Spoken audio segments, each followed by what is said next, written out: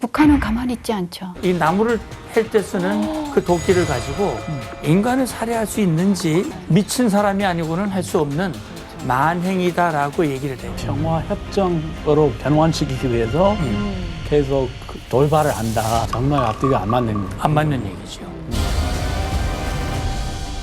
지난 시간에 이어서 DMZ에서 일어난 북한의 도발, 그 역사를 살펴보겠습니다.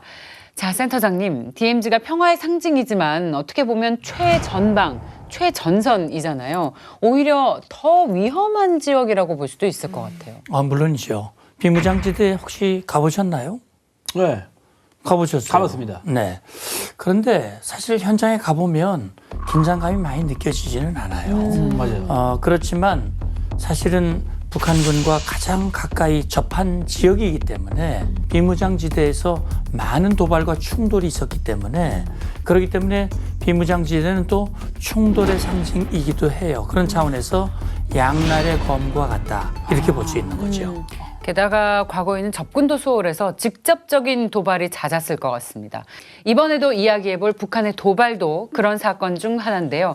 당시 상황이 촬영된 영상이 있습니다. 먼저 보시죠. 1976년입니다. 8월 18일 판문점에서 일어난 북한의 도끼 도발 사건입니다.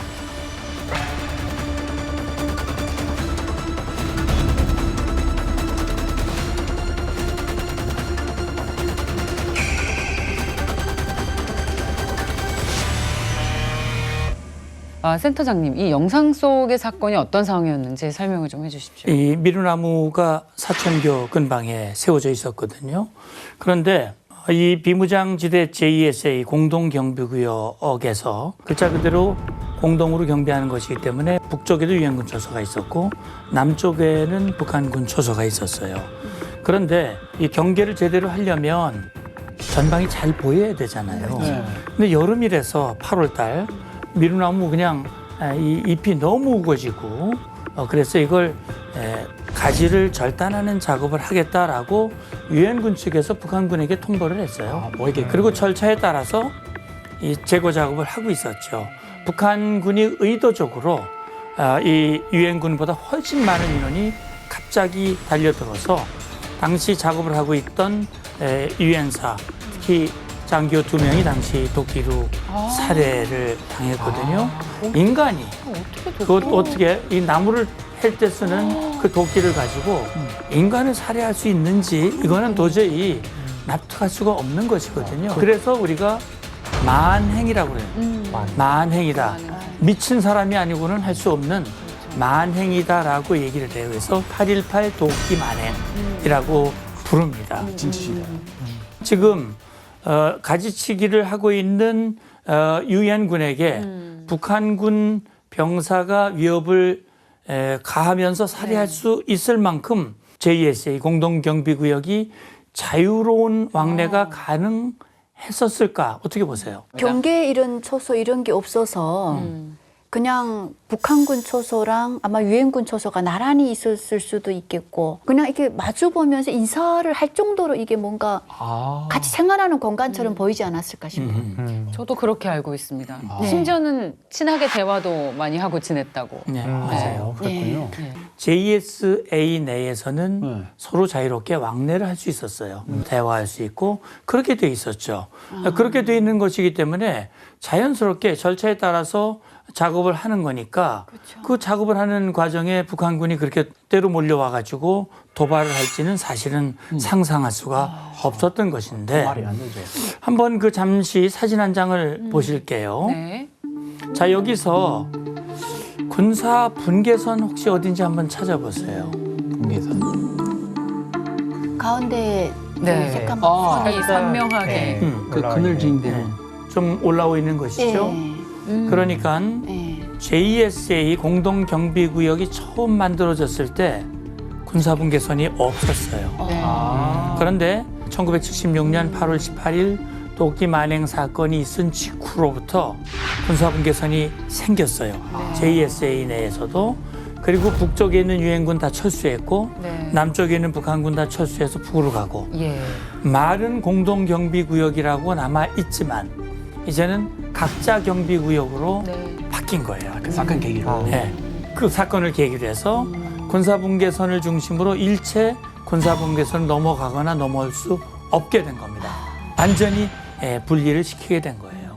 자, 크리스, 당시에 피해 입은 장교의 이름 혹시 기억하세요? 보니파스 대위랑 베렛 중위 2명 장교 출신이 있었어요. 지금 판문점에 가면 공동경비구역을 책임지는 JSA 경비대대가 있어요. 네. 경비대대가 주둔하고 있는 그 캠프의 이름이 바로 보니파스.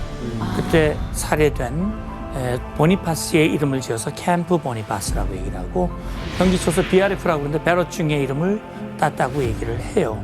그렇게 해서 그분들의 순직을 기념을 하고 있고 그 두 사람 말고도 주한미군 부사관, 병사, 국군 장교와 병사도 여러 명이 중경상의 피해를 입은 그런 북한의 만행, 도발이라고 볼 수 있습니다. 네, 근데 이 정도 사건이면 미국에서 가만히 있지 않았을 것 같은데 어땠나요, 크리스? 그 사건이 발생하자마자 미국 백악관에서는 워싱턴 특별대책반이 소집해서 미국 국무부와 함께 이 사건의 결과로 어떠한 사태에 대해서도 그 책임은 북한에 있다 공동 성명을 그 당일에 발표를 했어요. 사실 그동안 북한이 여러 차례 도발을 했고 특히 미국이 1960년대에 있었던 북한의 미국을 향한 도발, 푸에블로 납치라든지 또 이시원투원 정보기 격추라든지 이럴 때는 단호하게 대응을 못했어요. 근데 이번에야말로 정말 미국 정부가 격분을 했죠. 그리고 단호한 조치를 취합니다. 데프콘이라고 그래, 디펜스 컨디션이라고 하는 준비 태세를 격상을 시켰어요. 데프콘 3 하면 전시로 넘어가는 거거든요. 데프콘 3가 발령이 됐어요. 이거는 휴전 이후 최초예요. 그러니까 이제 한반도는 전쟁 위기로 돌입을 하는 거예요. 북한에 대해서 선전포고라고 볼 수 있습니다. 그리고 주한미군 사령부에게 전투준비 태세 명령을 내렸고 일본 요코스카에 주둔하고 있었던 항공모함 미드웨이호를 전개를 시켰고 미 해병 1,800여 명이 전개하기 위한 그런 준비를 했고 핵 탑재가 가능한 폭격기, 전략 폭격기도 한반도로 전개를 했어요.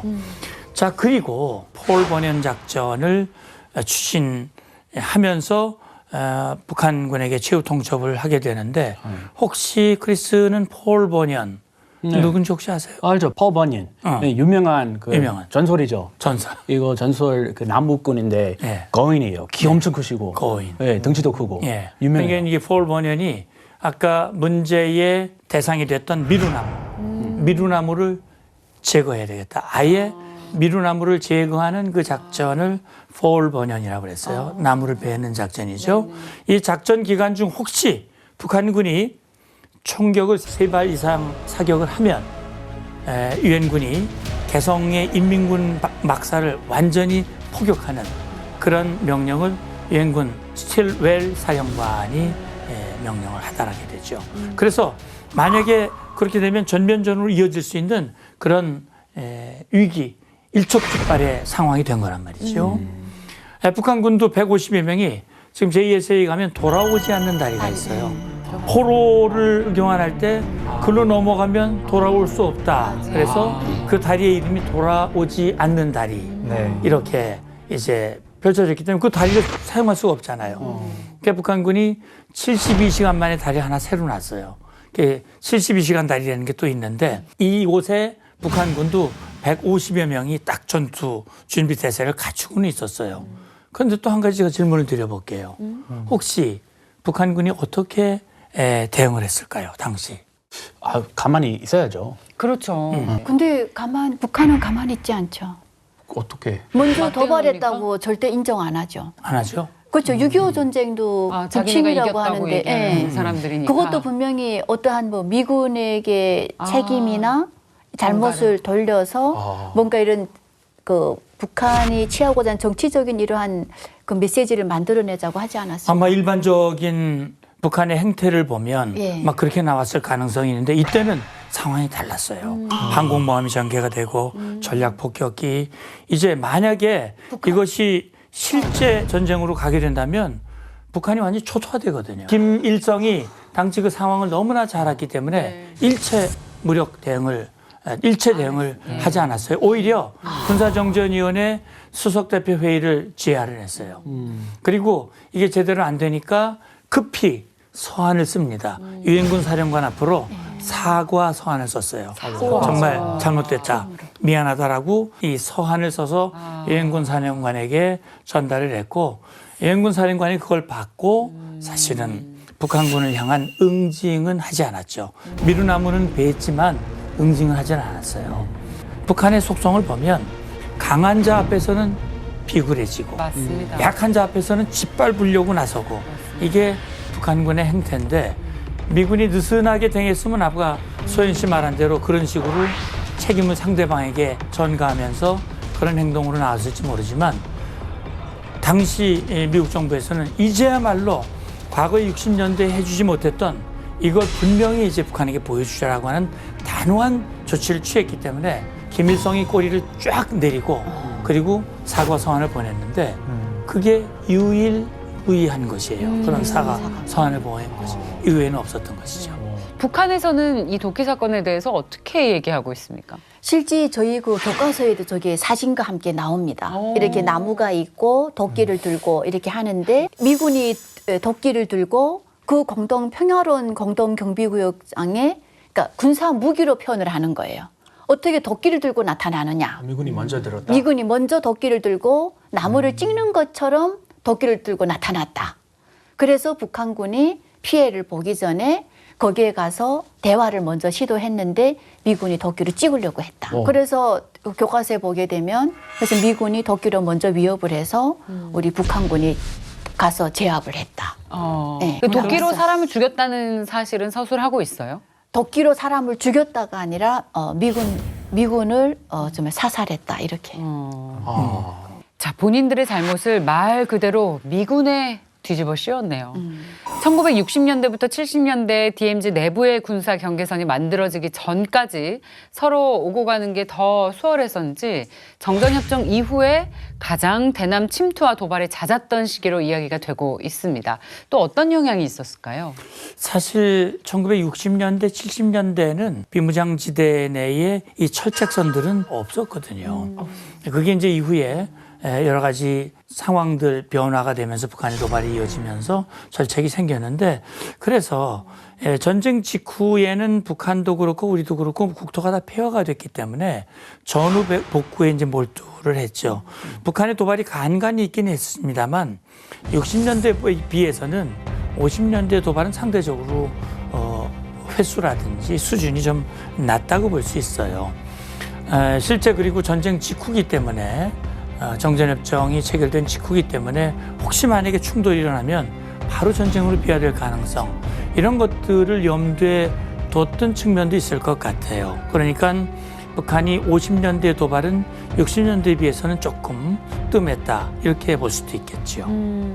특히 1968년에는 북한의 DMZ 도발이 집중적으로 발생했습니다.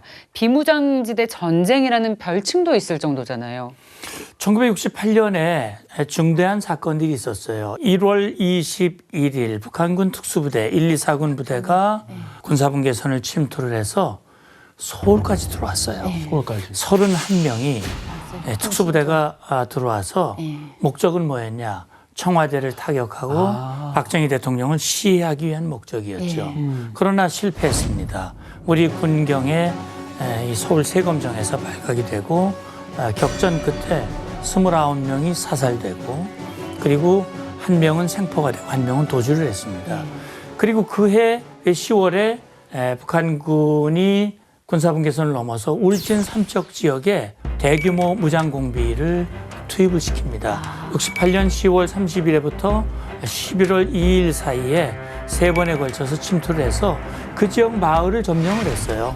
점령을 하고 해방지구로 선포를 하고 거기에서 북한이 정말 잘 사는 지역이다. 그러니 모두 북한으로 전향을 해라. 과거에 중공군들이 지역마다 가면서 마을을 해방구로 만들었듯이 그런 식으로 유격전을 펼친 겁니다. 그때 당시에. 그래서 우리 군은 경찰과 함께 당시에 대대적인 소탕작전을 했고요. 그래서 DMZ에서는 끊임없는 총격이 이루어졌던 거예요. 전쟁터였네. 이런 DMZ 내부에서의 교전 아주 먼 과거의 일이라고 생각을 했는데 90년도에도 일어났더라고요. DMZ 내부에서 포탄이 오가는 상황도 있었다고요? 예, 97년 7월 16일로 기억을 합니다. 비무장지대 내에서 일어났던 충돌 사건이죠. 비무장지대 당시 오전 철원 육군 백골부대 전방 비무장지대에서 북한군이 DMZ를 넘어와서 70m까지 남하를 하기 시작했어요. 그럼 우리 교전 규칙에 따라서 군사분계선을 침범했다. 돌아가라. 만약에 말을 듣지 않으면 경고 사격을 하죠. 그래도 말을 듣지 않으면 이제 격파 사격을 하게 되는데 결국 경고 사격에 북한군이 맞대응을 하면서 23분 동안 교전이 이루어졌습니다. 전방 초소 GP 간의 총격전이 이루어졌고요. 포사격도 주고받는 그런 사건으로 비화가 됐는데 1970년대 초 그 이후에 20여 년 만에 처음으로 포격전이 이루어진 겁니다. 정말 잠잠하다 싶으면 또 도발을 하네요, 북한이. 그때 총을 왜 갑자기 쏜 거죠? 북한이? 그러니까 제가 볼 때는 그런 생각이 들어요. 우리 군사 대비 태세를 시험하기도 하고 또 우리 국민들을 불안하게 만들기도 하고 그다음에 결국은 북한은 이런 것들을 통해서 북한군은 1990년대 초부터 정전협정을 무력화시키는 그런 조치를 취했어요. 그러니까 미국에게 평화협정을 체결하자. 평화협정을 체결하기 위한 명분을 축적하려면 정전협정이 아무 역할을 하지 못한다는 걸 보여줘야 되거든요. 그러니까 비무장지대 내에서 이런 충돌이 일어나게 되면 정전협정 이제 쓸모없지 않냐. 그러면 이제 평화협정 맺자라는 주장을 하려고 하는 것이죠. 너무 모순이네요. 기왕 얘기가 나온 김에 잠깐 좀 더 말씀을 드리면 북한은 정전협정 체결 이후에 그들의 대남 전략은 바뀐 적이 없거든요. 네. 남한을 무력으로 통일하겠다. 그런데 김일성이가 50년 6월 25일 날 남침했던 것 같이 제2의 6.25를 일으키려면 군사적으로 북한이 우위에 있어야 되고 가장 걸림돌은 미군이에요. 주한미군을 내보내야 그들의 목표를 이룰 수가 있는 거거든. 근데 미군이 안 나가잖아요. 그러니까 계속 주한미군 철수하라고 요구를 했는데 이루어지지 않았거든요. 그런데 베트남 1973년에 파리 평화조약에 의해서 주월 베트남 미군들이 다 철수하고 한국군도 철수하고 그 평화조약이 맺어지고 2년 후에 공산월맹이 자유월남을 무력으로 침공을 해서 적화 통일을 시켰어요. 공산화 통일을. 김일성이가 무릎을 치는 거죠. 미군 내보내는 방법은 평화협정을 체결하는 거구나. 그때부터 북한이 끊임없이 미국에게 평화협정 체결하자라고 주장하는데 미국은 그건 받아들이지 않죠.